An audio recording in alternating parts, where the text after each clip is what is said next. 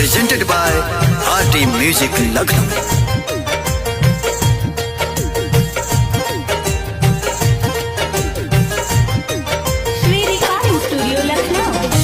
दुनिया के रीत देखी, दुनिया के रीत देखी रहल नहीं जाता हो।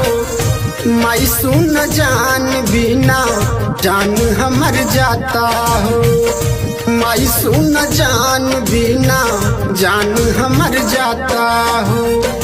दुनिया के रीत देखी रहल नहीं जाता हो। मैं सुन जान बिना जान हमर जाता हो।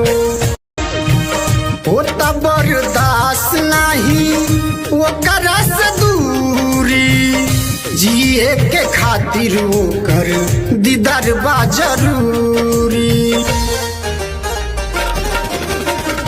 होता बर्दाश्त नहीं वो करस दूरी, जिए के खातिर वो कर दीदार बा जरूरी। आँख हमर लागे गम के, आँख हमर लागे गम के नदी भइल जाता हो। मैं सुन जान बिना जान हमर जाता हो। मैं सुन जान बिना जान हमर जाता हो। एक बार मिलते रविंदर कहती भगवान के, प्यार के मतलब बता द इंसान के। ओकर जुदाई हमसे, ओकर जुदाई हमसे अब न सहता हो।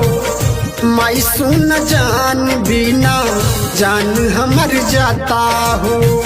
मैं सुन जान बिना जान हमर जाता हो।